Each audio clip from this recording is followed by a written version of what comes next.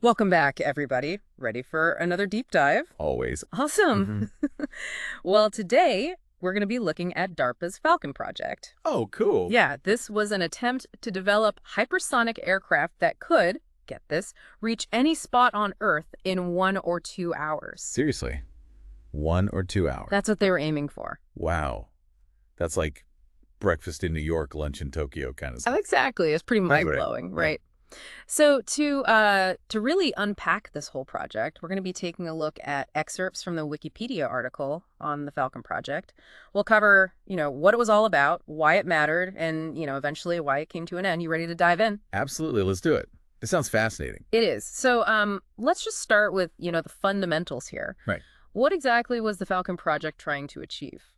Well, at its core, I think there were two main goals that DARPA had in mind. Oh. First, they really wanted to create a small launch system. But this launch system had to be capable of deploying a couple different things: hypersonic weapons and small satellites. Oh, wow. So it had to be pretty versatile. Yeah, exactly. Both powerful, flexible, able to handle different payloads. Quite a challenge, really. So it almost sounds like a mini space program. Yeah, you could say that, like a mini space program happening within the larger Falcon project. Wow. And then, of course, the second goal was about developing the actual hypersonic vehicles themselves. Okay, so the vehicles that would actually be launched by this system. Precisely. And they were working on two main types of vehicles. Okay. One was called the X-41 CAV. It was a gliding weapon. A gliding weapon. Yeah, essentially it'll be launched up into the atmosphere and then glide down to hit its target. And the second type of vehicle was a hypersonic cruise aircraft, or HCV for short. HCV, okay. And that one would be able to, sustain hypersonic speeds, but for a much longer time. So very different approaches to achieving the same goal, basically. You got it. Okay, so that kind of explains the what of the Falcon Project. But what about the why? Why was DARPA so interested in hypersonic technology in the first place? I mean, think about the strategic implications. Being able to strike a target anywhere in the world within just a couple of hours. It would be a game changer, for sure. Completely. Revolutionize warfare. And, you can even think beyond just military applications, right? It could revolutionize space travel, make launching satellites much more efficient, and maybe, just maybe, someday lead to ultra-fast passenger travel. Ultra-fast passenger travel. Imagine. I mean, it all sounds incredibly sci-fi, I know. It does. But you know how it is with these sci-fi dreams? They often come with some pretty harsh realities attached. Right. And it turns out that the Falcon Project wasn't even the first time that the U.S. had attempted to tackle hypersonic flight, right? You're absolutely right. The dream of hypersonic flight, it goes all the way back to the late 1950s. Wow, that far back. Yeah. Back then, there was this program called the X-20 Dinosaur program. Very ambitious plan to create a hypersonic spaceplane. Sort of a precursor to the space shuttle, I guess you could say. So it would have been launched on a rocket and then glided back to Earth. That was the idea. Wow. So even back then, they were thinking about this kind of technology. So what happened? Why didn't the dinosaur ever get off the ground, so to speak? Well, the usual story. Unfortunately, budget cuts and changing priorities within the government. The classic obstacles to progress. Yep. But it does show you how long this idea of achieving really rapid global reach has been around. It's a long-standing dream. Absolutely. And, even before the dinosaur, there were these, even more secretive projects, right? True, yeah. With these super mysterious names like Isinglass and Rhineberry. Those sound more like code names from, like, a spy movie or something. They really do, but they were real projects. Well, they were very real. Yeah. And very, very classified, top secret stuff. So what were they about? Well, Project Isinglass, that was back in the mid-1960s. It was all about developing a super high-speed spy plane. A spy plane, okay? Yeah, capable of hitting Mach 5. Mach 5. Super fast. Really fast. And then you had Rhineberry. Rhineberry, okay. And that one, they were aiming even higher. I mean, we're talking Mach 17 here. Mach 17? A reconnaissance aircraft launched from another aircraft in midair. Launched from another aircraft? That's insane. Crazy, right? So what happened? Did they ever actually get anything flying with these projects? Unfortunately, no. Both Isinglass and Rhineberry, they ran into all sorts of major technical challenges, and in the end, they both got canceled. Another case of those harsh realities intruding on the sci-fi dream. It seems to be a pattern. And actually, they weren't the only ones. Yeah. According to Henry F. Cooper, Right. who is the head of the Strategic Defense Initiative, Right. He said that the U.S. spent something like $4 billion on various spaceplane projects between the 1970s and 1990s. And that's not even including the space shuttle. $4 billion. That's a staggering amount of money. It is. And, for all that investment, what did we really get? That's the question. What did all that money buy? Well, in Cooper's own words, it was one crashed vehicle, a hangar queen, some drop test articles, and static displays. Wow. That's quite a sobering assessment. Yeah, it's a pretty stark reminder that the whole pursuit of hypersonic flight has always been incredibly difficult. And expensive. Very expensive. Lots of setbacks. So despite all these challenges, the dream obviously persisted. It did. And that's where the Hypersoar project comes in, right? Exactly.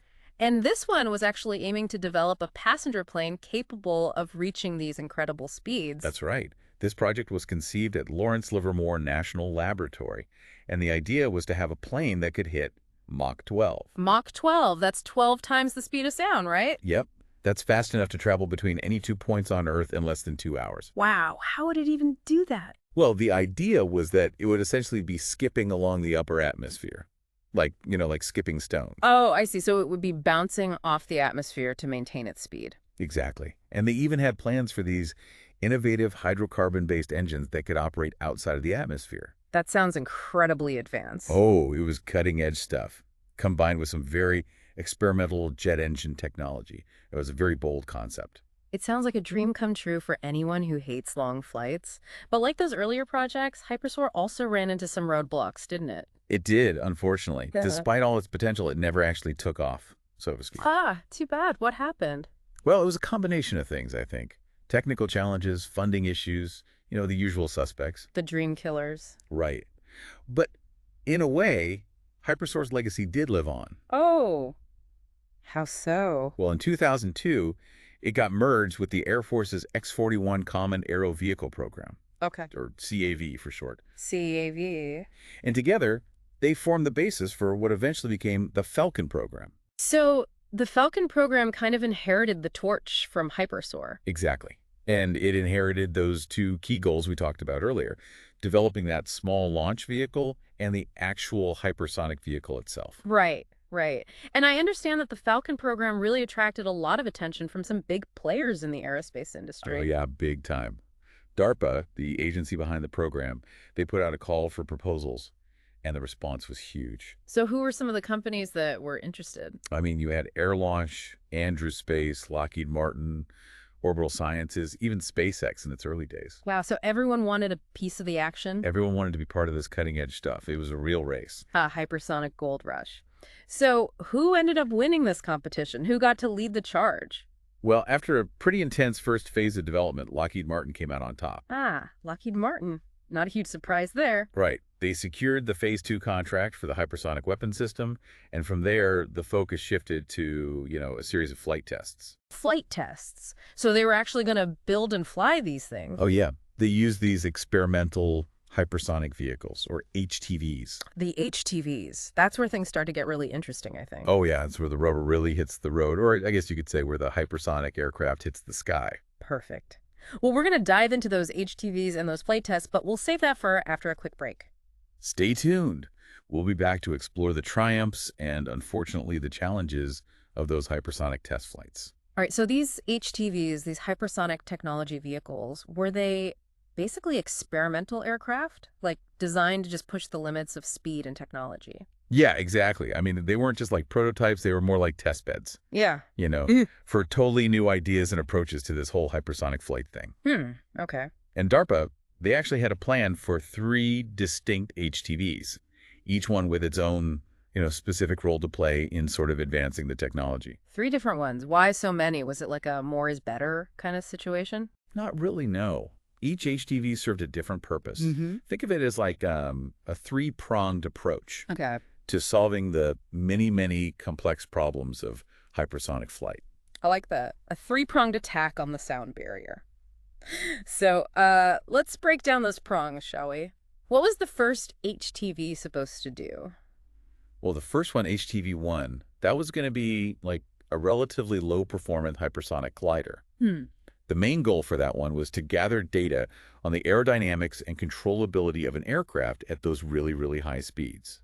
Basically, they wanted to see how a hypersonic vehicle would behave in the real world, but without pushing things too far, in terms of performance. So kind of like a dip your toes in the water kind of approach. Exactly, before going for the full swim, you know what I mean?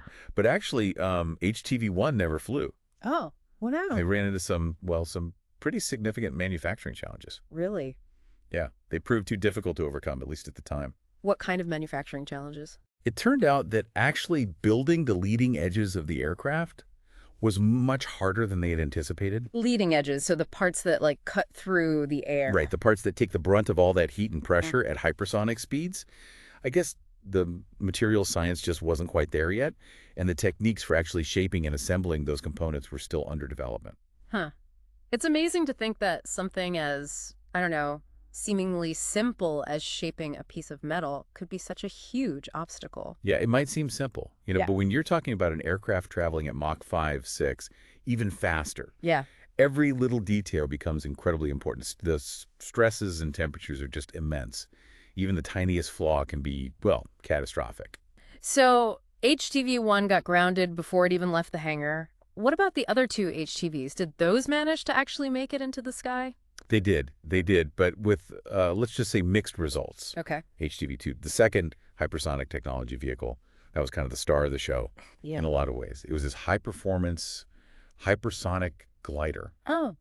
And it was designed to, really push the limits of speed and maneuverability. Okay. It actually flew twice, once in 2010 and then again in 2011. Wow. They launched it on top of a Minotaur V light rocket from Vandenberg Air Force Base. That's in California. All right, so HTV-2 actually made it into the air.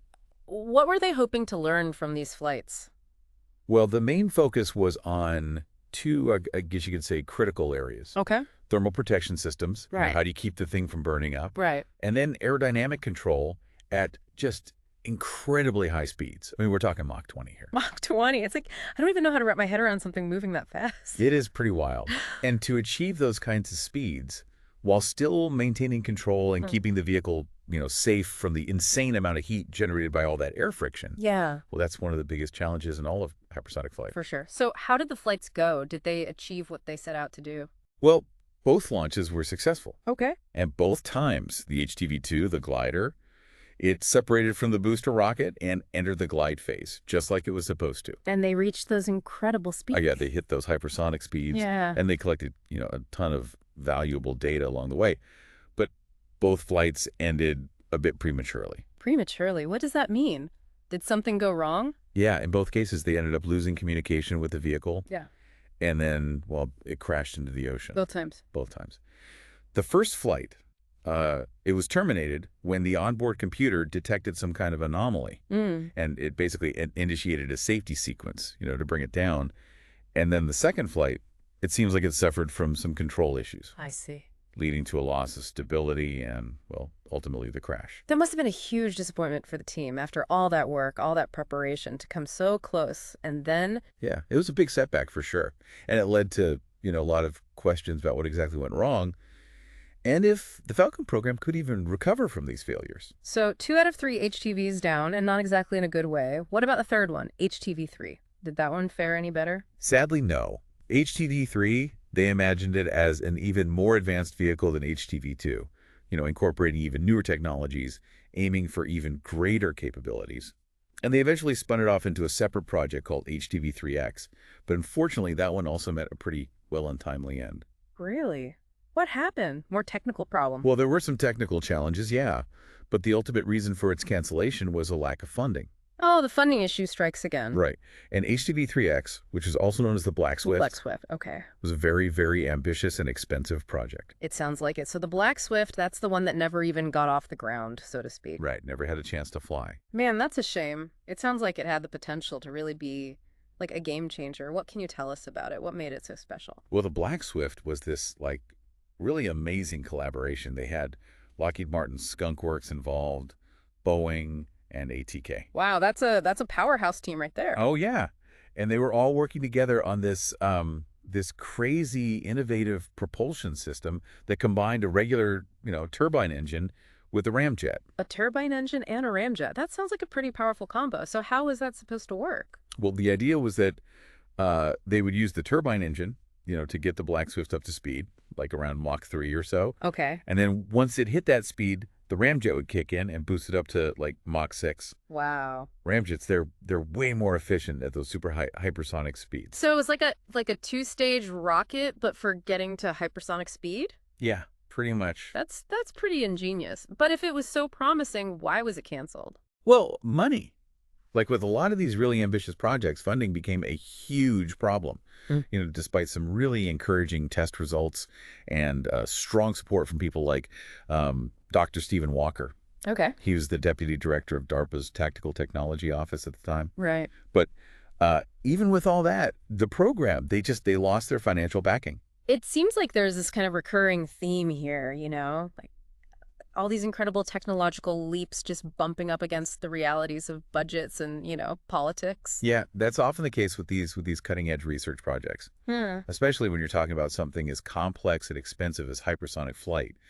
There was, and I think there still is, a lot of skepticism about, whether this technology can really live up to its promise. And proving that it can, well, that takes those really, really expensive flight tests that Dr. Walker was so passionate about. So in the end, the Black Swift never got its chance to actually fly. Nope. Man, that's a shame. It really makes you wonder what could have been. It does. But even though the Black Swift program was canceled, all that research and development that went into it wasn't wasted. Like all that knowledge they gained from that project, it's still informing hypersonic research today. That's a good point. Even the setbacks and even the cancellations can end up contributing to progress in the long run, right? Absolutely. So let's bring it back to the Falcon program as a whole for a second. Yes. What was its ultimate fate? I mean, those HTV-2 crashes, those must have been a major blow. Oh, yeah. Those were huge setbacks. And they raised, some serious questions about the direction of the program and even about its viability. After that second HTV-2 crash, there were a lot of people calling for a complete overhaul of the entire program. But at the end, DARPA decided not to do a third HTV-2 test flight.